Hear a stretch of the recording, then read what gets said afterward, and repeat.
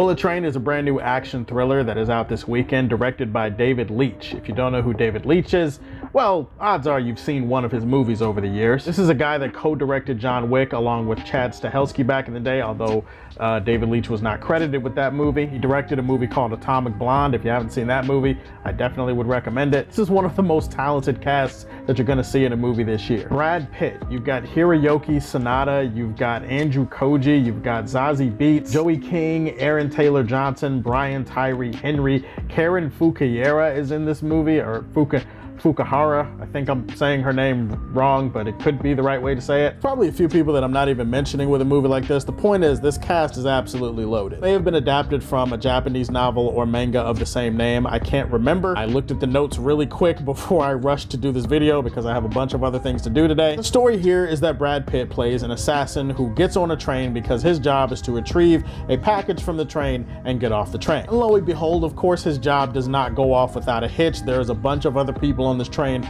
also looking for this package, and so it turns into one of those job goes wrong type of deals. Now Brad Pitt is stuck on a train with a bunch of other assassins and a bunch of other different characters as they all attempt to kill each other and also figure a way off this train and out of this mess. I can tell that this is going to be one of those movies where people are going to be like, yeah, it's all style and no substance, and they're going to use that as like a criticism to knock this movie. To be fair to this movie, it does have a lot of style, and no, I don't think there's a whole bunch of substance that you could find. Like, there's a little bit, I guess. This movie does have something that maybe it's trying to say about bad luck and fate and how those two things are more intertwined than maybe you would think. That could just be because I'm a nerd and I'm like trying to like brainstorm the shit and I'm trying to like put it together. It could be a huge reach. But here's the thing. Yes, it's style over substance, but bear with me on this.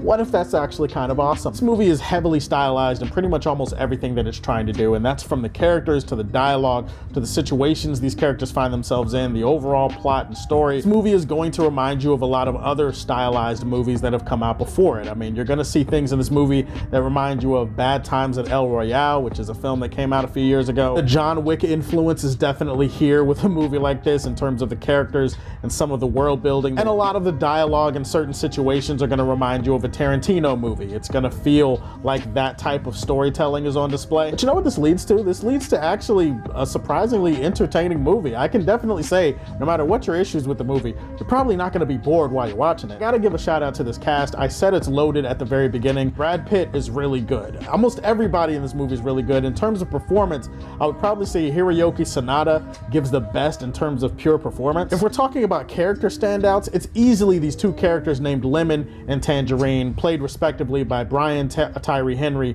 and Aaron Taylor Johnson. Absolutely stole the entire show. They were great. They were so funny together. Their banter, the way that they were bouncing words off of each other, kick a ton of ass at different points in the movie too. All I'm saying is if they want to do like a spin-off focusing on Lemon and Tangerine and tell a story with just them, I'd 100% be down with that because they were easily the best characters in the entire movie. I like the fact that there was less emphasis on gunplay and more emphasis on knife work and like using the environment to your advantage. There's a certain sense of claustrophobia as these people are in these train compartments, and there's so many times throughout this movie where people are just using anything within their reach to try to kill the person that they're trying to kill. I'll lend some grit to the action sequences, which are beautifully framed and shot in camera. You could see everything that's happening. It's a movie that has a sense of lightheartedness to it in the sense that it's not taking itself too seriously. There are some parts of the film that feel definitely a little bit self-aware. Some of the humor is a little bit too much and some of it doesn't work. You can't pull off a Quentin Tarantino movie as good as Quentin Tarantino without Quentin Tarantino. The storytelling in this movie did not need to be nearly as convoluted as it was. By the time you get to the end of the film, you're just kind of like, oh,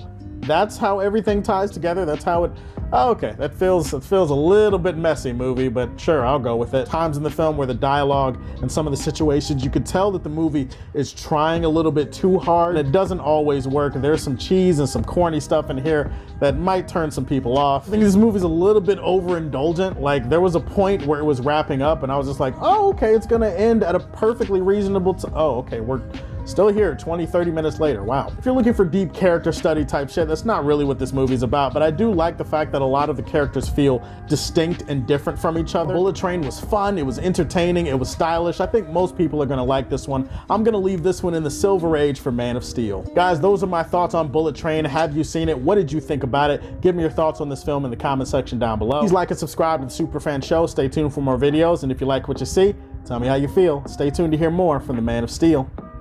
Peace.